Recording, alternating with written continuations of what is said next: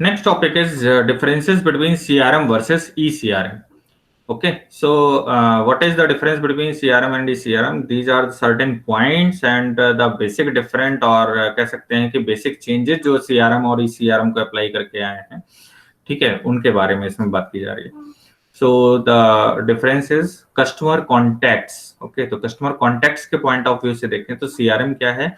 Contact with customer made through retail store, phone and fax. ठीक है, तो जो ट्रेडिशनल टाइम पर जो हम सीआरएम अप्लाई करते थे, तो उसमें अगर कस्टमर को हमें कॉल करना होता था तो हम रिटेल स्टोर से डेटा लेते थे, फोन के थ्रू या फैक्स के थ्रू हम जो है कस्टमर को इंटीमेट करते थे अपनी डील्स के बारे में. ठीक है, लेकिन अब आजकल ई सीआरएम हम अप्लाई करते हैं तो all of the traditional methods are used in addition to internet, email, wireless, and PDA, personal digital assistant device technologies. Okay, so these are the notable change while applying the ECRM. के हम वो technique तो use कर ही रहे हैं. अब आप देखिए कॉल सेंटर हर कंपनी के हैं, ठीक है, हर कंपनी ने जो कॉल सेंटर कह सकते हैं कॉल सेंटर सर्विसेज तो दे ही रहे हैं कि इन केस ऑफ अगर कोई भी क्वेरी है, कोई भी डाउट है, क्योंकि बहुत सारे यूजर्स ऐसे हैं जो कि अभी भी इंटरनेट यूज नहीं करते. इंडिया में लगभग मोर देन 50% पॉपुलेशन ऐसी है जो कि इंटरनेट का इस्तेमाल नहीं करती है.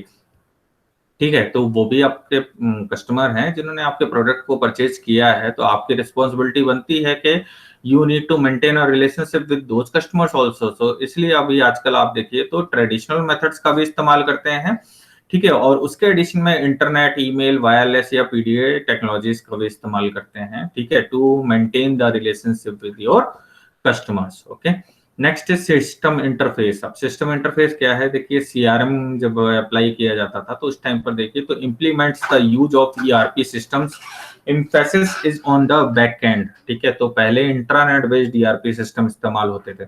तो इंटरनेट बेस्ड ईआरपी सिस्टम में क्या होता था कि सारा काम आप देखिए तो बैक एंड में था, है ना, कि आपने ऑर्डर प्लेस किया तो वो सारा एंट्री हो गया, एंट्री करने के बाद सारा रिकॉर्ड मेंटेन वगैरह वो सब करते थे, ठीक है, लेकिन वेब इनेबल्ड नहीं था, तो मतलब आप रियल टाइम बेसिस पर उसको ट्रैक ट्रेस नहीं कर पाते थे. अब जैसे अमेजन में आपने ऑर्डर किया तो ऑर्डर मेरा किस स्टेज पर है, ये वेब इनेबल्ड ईआरपी के आने के बाद ही ये कंपनीज के लिए पॉसिबल हो पाया है ईसीआरएम.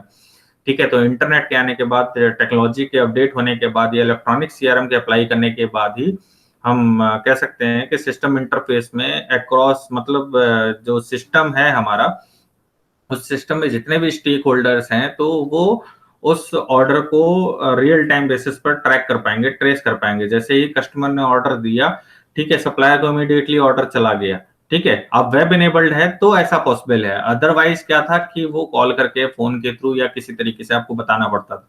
ठीक है, अब इंट्रानेट बेस्ड होता था तो उसमें क्या था कि कॉल करके कस्टमर ने ऑर्डर दिया, ऑर्डर करने के बाद जो भी वहां पर एग्जीक्यूटिव या कह सकते हैं क्लर्क बैठा हुआ है वो पूरी ऑर्डर की एंट्री करेगा.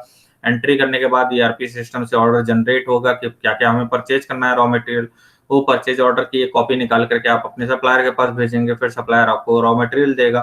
ठीक है, फिर उसको आप पेमेंट देंगे, फिर फर्दर आप प्रोसेसिंग करेंगे, उसके बाद फिनिश प्रोडक्ट में कन्वर्ट करके और उसके बाद डिस्पैच करेंगे कस्टमर के पास.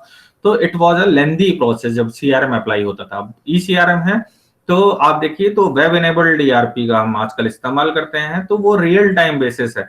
ठीक है, जैसे ही कस्टमर ने ऑर्डर दिया, सप्लायर के पास एक कॉपी चली गई कि ये रॉ मटेरियल की जरूरत है, आप भेज दीजिए. ठीक है, उसने ऑर्डर भेज दिया, उसके बाद तो कह सकते हैं कि जिस पॉइंट ऑफ टाइम पर ऑर्डर प्लेस हुआ है उसी पॉइंट ऑफ टाइम पर सभी कोई कम्युनिकेट कर सकता है और इवन ट्रैक और ट्रेस भी कर सकता है ऑर्डर को. ठीक है, कस्टमर को इन्फॉर्मेशन चली जाएगी कि ये जो आपका ऑर्डर है सप्लायर को प्लेस कर दिया गया, सप्लायर ने उसको पैक कर दिया है, फिर डिस्पैच कर दिया है अपनी यूनिट से. अब वो हमारे थर्ड पार्टी लॉजिस्टिक्स के पास है, वो लॉजिस्टिक्स प्रोवाइडर ये कंपनी है, ये पर्टिकुलर पर्सन है, इसका ये फोन नंबर है जो कि आपको डिलीवर करने आएगा आज के डेट में, आज के टाइम में. ठीक है, इस टाइम से इस टाइम के बीच में आएगा. वो सारा आपको पास कह सकते हैं कि रियल टाइम बेसिस पर आप अपडेट हो रहे हो इन्फॉर्मेशन से. तो that is possible just because of applying this ECRM. So ECRM क्या है? Basically geared more towards front end. Okay, तो जो बैक एंड पर काम होता था सारा वो अब फ्रंट एंड पर मूव कर गया, which interacts with the backend through use of ERP system, data warehouses and data mart.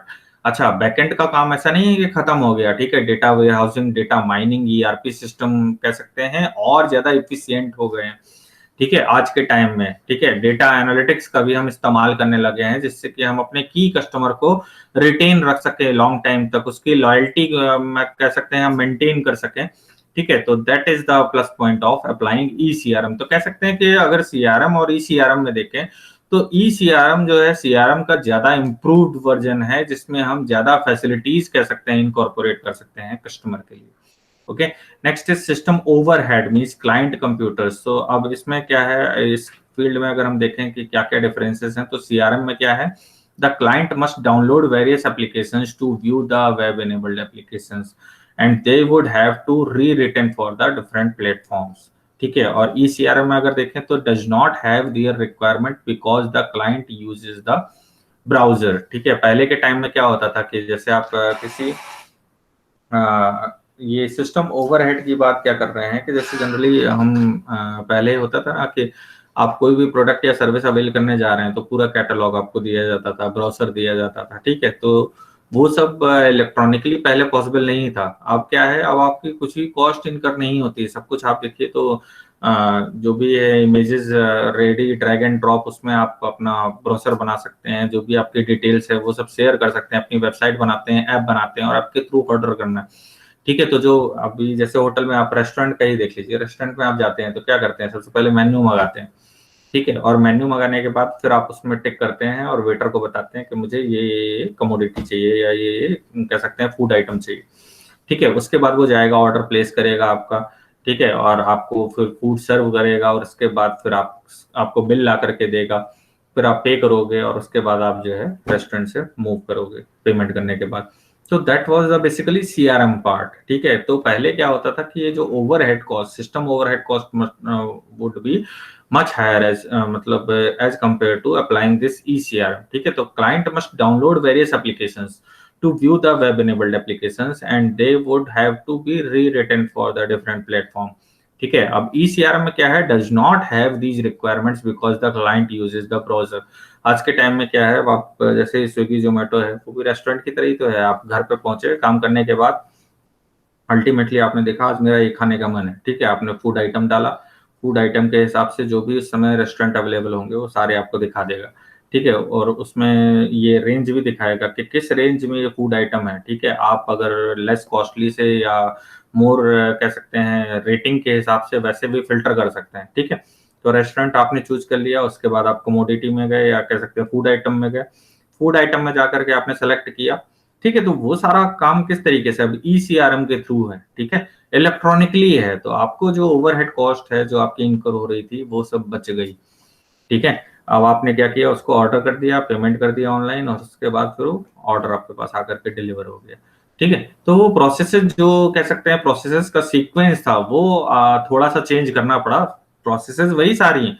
ठीक है, लेकिन अब उसमें क्या है, डिलीवरी पार्ट जो था पहले बीच में हुआ करता था, पेमेंट बाद में होता था। अब क्या है, डिलीवरी बाद में होती है, पेमेंट पहले होता है। ठीक है, लेकिन ये है कि ये ईसीआरएम के थ्रू ये पॉसिबल हो पाया कि जो ओवरहेड कॉस्ट है जो हमारी काफी ज्यादा हो जाया करती थी वो बच गई।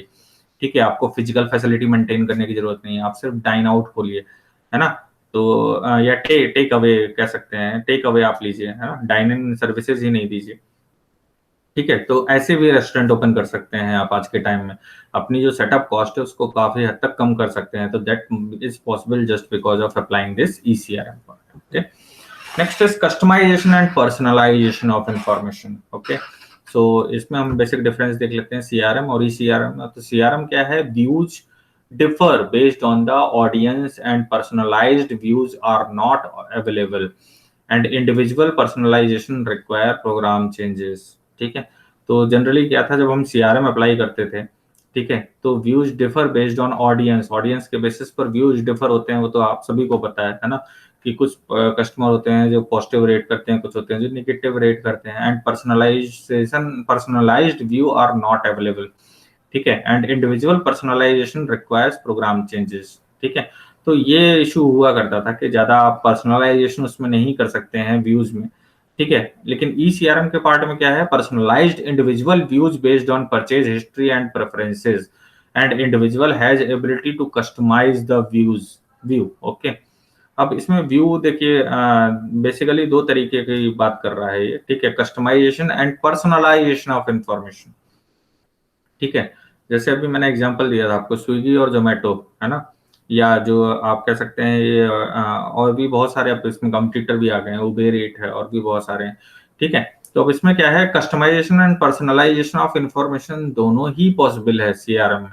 पहले ऐसा नहीं था। कस्टमाइजेशन क्या है कि in case if you want to alter your order you may also alter before, मतलब कह सकते हैं प्रोसेस हो रहा है, आपको पता है कि आपका जो ऑर्डर है, ठीक है, जैसे ही आपने ऑर्डर किया, ऑर्डर करने के बाद तुरंत क्या आता है कि your order order has been placed to the that, कह सकते हैं जो रेस्टोरेंट है उसमें ऑर्डर प्लेस कर दिया गया है। ठीक है, तो इन केस अगर आप ऑल्टर करना चाहते हैं तो यू में ऑल्टर दैट, या कस्टमाइज भी कर सकते हैं, आप उससे पर्सनलाइज कर सकते हैं इंफॉर्मेशन। पहले ऐसा पॉसिबल थोड़ा सा नहीं था। ठीक है, तो जनरली कह सकते हैं पहले रिजिडिटी ज्यादा थी सीआरएम पार्ट में। ठीक है, अदरवाइज अब जो है फ्लेक्सिबिलिटी थोड़ा सा ज्यादा हो गई है। ठीक है, इवन आप चाहें तो अपना ऑर्डर कैंसिल भी कर सकते हैं, वो भी पॉसिबल है। ठीक है, अप्लाइंग दिस ईसीआरएम। ठीक है, पहले ऐसा नहीं था, आपने ऑर्डर प्लेस कर दिया है, किचन यूनिट में चला गया है, अगर बनना शुरू हो गया है तो उसके बाद आप ऑर्डर कैंसिल नहीं कर सकते हैं, या किसी मैन्युफैक्चरिंग यूनिट में चला गया उसके बाद ऑर्डर आप कैंसिल नहीं कर सकते हैं। अदरवाइज जो भी है आपको कह सकते हैं जो भी डिफरेंस है वो आपको पे करना पड़ेगा। ठीक है, तो पहले ऐसा होता था, अब क्या है, customization and personalisation of information is possible by applying this ECRM. Okay, next है system focus. What is system focus? तो सीआरएम में अगर हम देखें तो सिस्टम क्या है, created for the internal use. System होता है बेसिकली इनपुट प्रोसेस और आउटपुट का कॉम्बिनेशन। ओके, तो system created for the internal use, designed based on the job function and the products, and web applications designed for single department और business units. Okay, सो पहले ऐसा होता था कि जो वेब एप्लीकेशन हुआ करते थे वो सिंगल डिपार्टमेंट या बिजनेस यूनिट के लिए ही हुआ करते थे। जनरली हम इंटरनेट बेस्ड पर ही काम करते थे। ठीक है, अब क्या है, ECRM, systems created for external use, designed based on the customer needs, and web applications designed for the enterprise wide use. ठीक है, कोई भी कहीं से भी जो सिस्टम है उसको एक्सेस कर सकता है।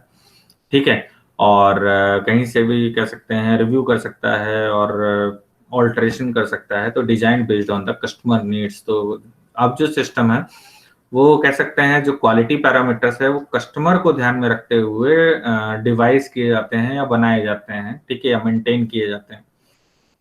ठीक है, मेंटेनेंस पार्ट पॉइंट जो है नेक्स्ट पॉइंट में भी है।